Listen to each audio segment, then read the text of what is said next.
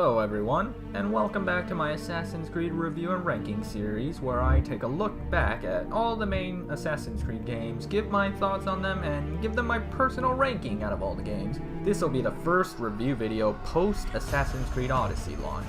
Don't worry, I'll review that one too when I get to it.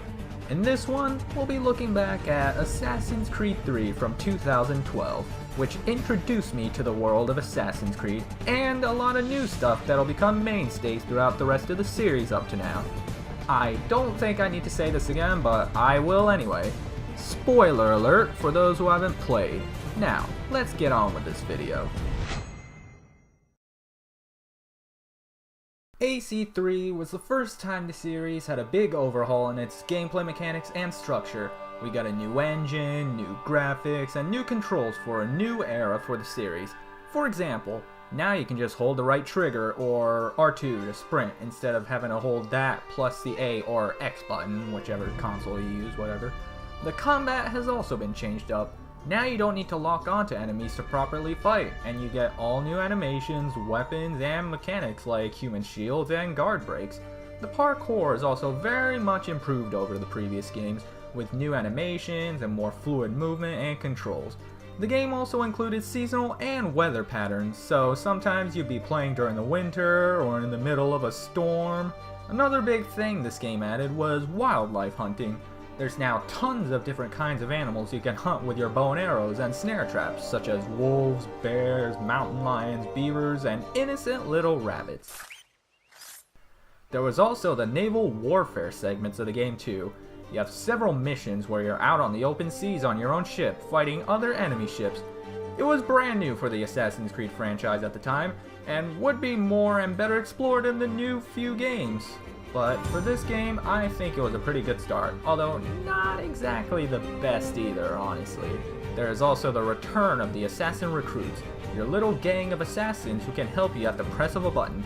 But now instead of just simple assassinations, these recruits can do numerous things like stirring up riots, setting up ambushes, or disguising you as a prisoner to get into restricted areas. All these new gameplay mechanics and switch-ups are a huge plus for me, and I always look forward to them anytime I do like a little marathon throughout all the games. Now, I think it's time to move on to the story aspects of the game. I'll take his cock. An end to his fucking us. I actually quite enjoyed the story of Assassin's Creed 3, but do take note that this was my very first ever AC game I ever played, so keep that in mind for whatever. But anyway, now that the stories of Altair and Ezio are done, we are now moving on to a completely new protagonist by the name of Haytham Kenway, a charming, eccentric, mysterious British man who goes on a journey to the American colonies to find an ancient cave that will supposedly help his fellow assassins win the fight against the evil Templar Order. Along the way, he finds friends like William Johnson, John Pitcairn, Benjamin Church, Thomas Hickey, and of course everybody's favorite apprentice, Charles Lee. Together, they band together to stop their enemies in order to bring peace, freedom, and... Are a Templar. Wait, what? May the Father of Understanding guide us. Wait, what? May the Father of Understanding. What the fuck? What?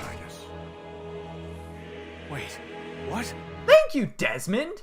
Okay, so that was actually a really fucking good plot twist looking back. But, of course, this game being my first AC game, I didn't fully realize the weight of that plot twist at the time, unfortunately. Honestly though, I fucking love Haytham Kenway. He's not just a great villain, but he's just a great character in general. He's made out to be the villain, but he's much more complex than that. He still has morals, he still has a conscience, he still has his own personal guidelines, and yet he's willing to kill anyone in his way and do whatever it takes to achieve his own goals. Oh, wait, that's right. Haytham's not the main character of this game, though. Meet Connor, Haytham's son, a half-British, half-Native American who has grown up to swear vengeance against the Templars for what he believed was them burning his village, which resulted in the death of his mother.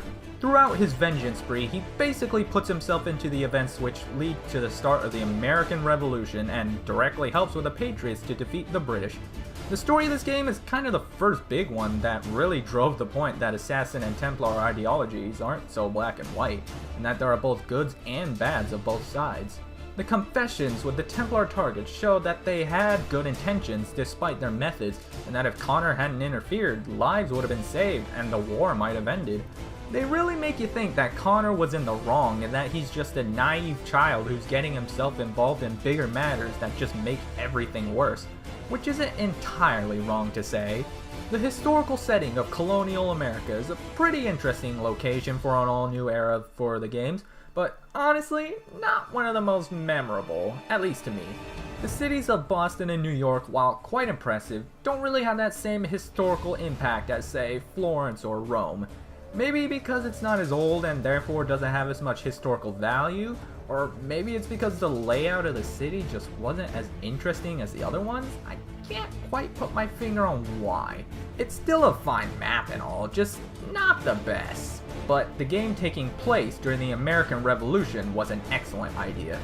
That made this whole game's theme basically about freedom like the Patriots and Assassins, or order and control like the British and the Templars. See? Parallels, am I right? Moving on, I know I kinda glossed over this a lot in all the other reviews, but I think I should really pay attention to the modern day story in this game as we reach a key point in this one. Desmond has tracked down the big ultimate temple that'll help save the Earth from certain destruction from the sun like it did with the first civilization eons ago. Spoiler alert again, the Earth is saved and Desmond dies. Yeah, the main character for all the games dies here. This is where the modern day story kinda jumps the shark. Except it doesn't even know where the fuck it's gonna land or when. People are always saying that this is where the modern day story died, along with Desmond. And that's completely understandable, as there were so many other different plot points they could have gone with, but they just kinda abruptly ended it there and didn't really resolve everything, even to this day. Maybe if Patrice Désilets, the man behind Assassin's Creed, hadn't been basically fired by Ubisoft, the story might have turned out differently or better. But oh well, you get what you get. And now I think it's about time that we get to the final verdict. Overall, I think Assassin's Creed 3 is a pretty great game. Sure, it gets a lot of shit because of its numerous bugs at launch, and Connor's character, which many say is bland and boring, which I understand why they'd say that, but still fun as hell to play through. The new gameplay is a big plus. The setting is okay, the story is pretty good, the modern day ending is a sort of negative, Connor as a protagonist isn't as great as Altair and Ezio, but still alright I guess? And the Templar targets are some of the most interesting ones since you actually have the time to get to know them on their side of the fence for the opening hours of the game. So, in the end, I'd give Assassin's Creed 3 a solid 7 out of 10. It gets about an average rating, considering it comes after what everyone considers the best games in the franchise at the time. On another note, the next game we'll be taking a look at is Assassin's Creed 3 Liberation. Oh boy. Let's just try to get through that one, okay? Let me know your thoughts on my thoughts and how you would personally rank Assassin's Creed 3 amongst the other games. Take care, everyone, and remember, nothing is true. Everything is permitted. Where is Charles Lee?